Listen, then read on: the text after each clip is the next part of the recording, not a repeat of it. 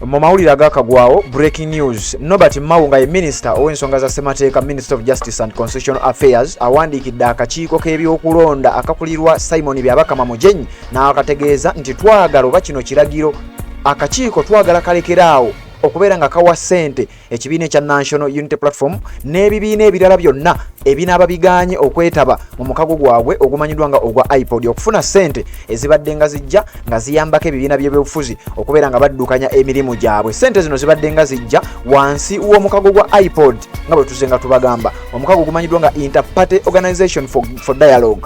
Omukago guno gwe gubadde guyambako okwasaganya ebibiina by'ebyobufuzi mu kaweefube obw'okutukiza kye tuyita multi-party dispensation, era ng'ebibiina by'ebyobufuzi bibadde bifuna ssente oba obuyambi okuva mu mukago guno okusinziira ku babaka b'oba olina mu palamenti y'eggwanga erya Uganda. Kakati gye buvuddeko gwazaagoberera ensonga zino era gwazaagoberera emikutu gyaffe naddala omukutu ogwa Red Zone TV, kakasanga bino byenjogerako obitegeera bulungi nnyo. Oluvannyuma olw'ensonga zino okuba nga zaayisibwa mu palamenti, kyewawulira nti Political Party Organizations Act etteeka eryo lyaleetebwa mu parliament okulaba nga bayisa ekiteeso kino kibeere nga lifuuka etteeka, ebibiina by'obufuzi byonna ebitagenda kuddamu kukkiriza kutuula mu mukago guno gwa IPOD bibeere nga tebiddamu kuweebwa ssente oba obuyambi obw'ekika kyonna. Jjukira ekibiina ekya National Unity Platform kye kimu ku ebyo ebibadde byagaana okutuula mu mukago guno nga bagamba omukago guno abagutuulamu baba baggusa bigendererwa byabwe.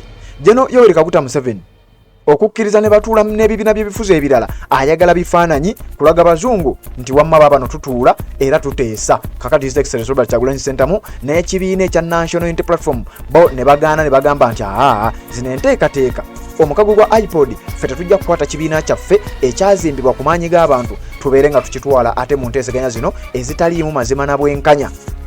Era okulaga kino emyaka gyonna ekibiina kino gye kimaze ekya National Unity Platform kibadde tekigendangako mu nteeseganya za kika kino, kibadde tekigendangako mu nteeseganya nga zino kulaba nga batuula mu mukago ogumanyiddwa nga ogwa IPOD. Kakati kino kyaleeseewo okweraliikirira mu bakulu mu gavumenti y'eggwanga erya Uganda, kyaleeseewo okutya nti olaba bannayuganda batuuka n'okukwata ssente ezaabwe ne basondera ekibiina ekya National Unity Platform nga basondera His Excellency Robert Kyagulanyi Ssentamu babeere nga batwala mu maaso kampeyini yaabwe ey'okukyusa obuyinza mu ggwanga erya Uganda, ne wajjawo okutya nti oba oliawo embeera eyinza okuba nga etabuka singa bannayuganda banasondera NUP ssente zino ate ne tugattako obuwumbi n'obuwumbi bwe tubadde tubawo okuva mu mukago gwa IPOD. Ekyamazima kino kijja kuba nga kiwa NUP amaanyi ag'enkomeredde ebeere nga ate etufuukira kayinja mu ngatto. Kakati kiki kye bakoze?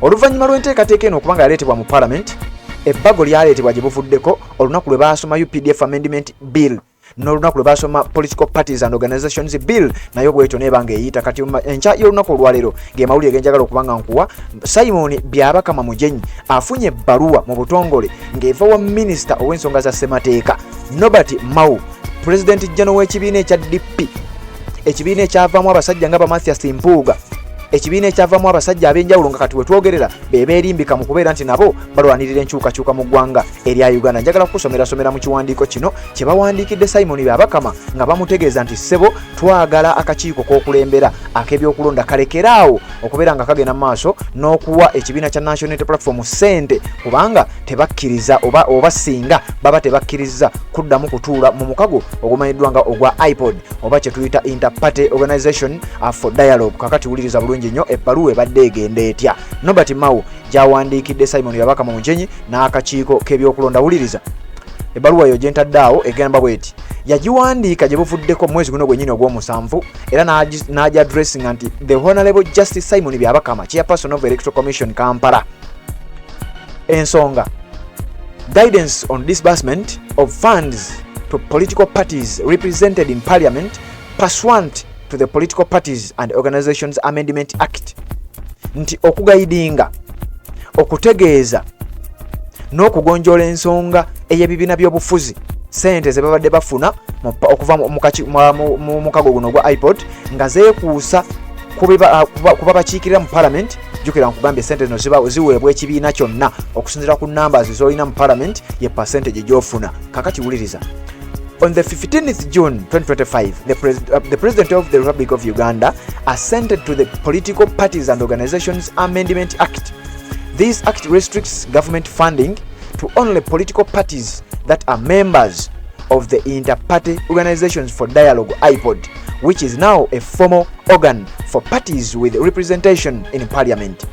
Specifically, the new law states that, in bracket 2, notwithstanding subsection 1, government shall only provide funds or other public resources to a political party or organization referred to in subsection 1 if the political party or organization is a member of the Inter-Party Organization for Dialogue and participates in the activities of the Inter-Party Organization for Dialogue. Uliriza Mao ng'agamba Byabakama nti ng'ennaku z'omwezi 15 omwezi ogw'omukaaga 2025 General Yoweri Kaguta Museveni yateeka omukono gwe ku Political Parties and Organizations Amendment Bill olwono neefuuka act oba ne lifuuka etteeka negenda mu mateeka nti eno oba etteeka lino oluvannyuma lw'okuba nti lyasayiningibwa liziyiza gavumenti okubeera nga teddamu kuwa ssente bibiina ebitatuula era ebitaparticipatinga mu mukago ogwa IPOD oba Inter-Party Organization for Dialogue nti ebibiina byonna ebinaaba tebikkiriza kukiika mu mukago guno tebijja kuweebwanga ssente ziri zembadde nkutegeezaako nti bakuwa percentage okusinziira ku nnamba y'ababaka b'olina mu palamenti y'eggwanga erya Uganda. Kakati Nobert Mao bw'ati ategeeza Simon Byabakama ku tteeka eryo nti era balekeraawo okuwa ekibiina ekya National Unity Platform ssente ezibadde nga zibaweebwa. I am currently carrying out consultations with the stakeholders and I expect the president, who is in capacity and the chairman of the National Resistance Movement chairs the IPOD Summit, to convene the IPOD Summit to seek convergence on the best way to institutionalize the IPOD. My consultation started today with a meeting with the IPOD council members.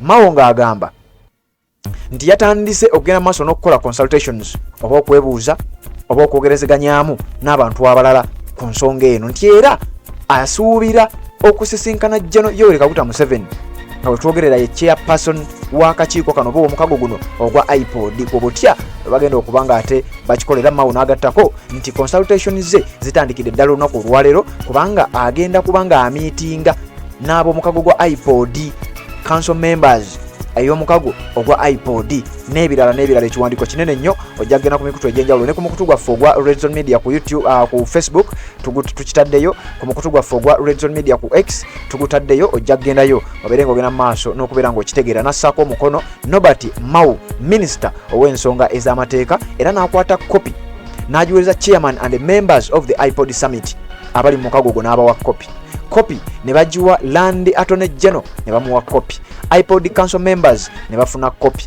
all political parties represented in parliament, ebibiina by'obufuzi byonna ebirina ababaka mu parliament ne babiwaako kopi, secretary electoral commission omuwandiisi oba ssaabawandiisi w'akakiiko ak'ebyokulonda naye bw'atyo n'aba ng'afunye kopi ku nsonga y'emu emanyiddwa nga eya Nobert Mao ng'ategeeza omukulu akulira akakiiko k'ebyokulonda amanyiddwa nga Simon Byabakama Mujenyi ku nsonga eyo nti ebibiina byonna ebitakkirizenga kubeera nga byetaba mu mukago guno ogwa IPOD bibeere nga tebiweebwa ssente ezo oluvannyuma lw'ekibiina ekya National Unity Platform okubeera nga kyekimu ku ebyo ebyalabika ng'ebyagaanira ddala ne basimba nakakongo nti bo tebajja kubeera nga batuula mu mukago guno oluvannyuma lw'okuba nti ebiteesebwako tebiteekebwa mu nkola. Kakati gwampuliriza naddala gwamaze okubeera ng'osubscribinga, genda mu comment section onteeremu obubaka ku nsonga eno yennyini gye mba nkuleetedde ng'era bwe ntera okugamba mukutu gwa Red Zone TV ate naba kuba ng'osubscribinga kikole tubeere nga tutambula ffenna. Genda ku Facebook ojja tusangayo, genda ku TikTok ojja tusangayo, ate mu ngeri y'emu nja kukusaba ogende ne ku mukutu ogwa X ojja kubanga ate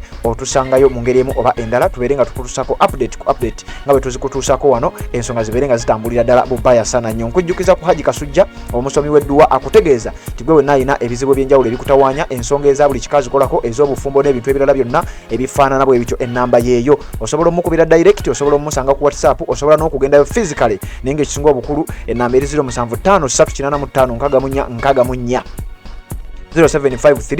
0654 64 Haji Kasujja omusomi w'edduwa atali musamize ayita mu kitabo ekitukuvu ekya Quran n'aba nga ate akuyambako nga ne Katonda bw'ateekamu ate endowooza endala okulaba nga ate ebintu bitambula nga bwe birina okuba nga bitambula. Kanzije mbere nga nkutuusako updates endala kubanga amawulire gakyali mangi nnyo ng'era bwe ntera okutegeeza nti guno gwe mukutu kw'ofunira amawulire g'enkyukakyuka okusinga n'obeera nga ate weekuumira n'okumanya ku nsonga ez'enjawulo. Neebaza mwenna abatambula naffe Mama Kevin okuva e Switzerland webale kubanga obeerawo n'omukutu guno webale kubanga ate obeerawo nnyo n'abantu abalala mwenna besijja kusobola kumenya wano naye mwebale kubanga mugoberera Cherubet okuva mu ggwanga erya United States of America n'abalala mwenna mbeebaza okubanga mugoberera omukutu ogwa Red Zone TV ensonga ne ziba nga ate tezibayitako. Kanzije tubeere nga tuwuliziganya ne updates eziddako. Z'obufumbo olina omwami naye ng'akutawa olina omukyala ng'akutawaanya bajja ne bakwagalako ne bagenda. Gwe alina ebizibu mu byenfuna nga ssente zikuyita mu ngalo w'oteeka ssente zifa bufi b'owola tebazza. Gwe aloota ng'ogwa mu nnyanja, gwe alumizibwa omutwe nga guganja okuwona, naawe aloota ng'ebintu bikozesa ensonga z'obufumbo. Nina ekifo ku mugga awali amayinja wennyambulirako ebisiraani, ekikwa, ekifiiriza, omudibo, obutaganja, obutaweebwa. Nzijanjaba abantu ab'enzikiriza zonna, nsiŋŋaanibwa njeru ku lw'ejjinja. Gwanjagala kuba ku nnamba yange eyo, naawe ali ewala ennyo yita ku WhatsApp.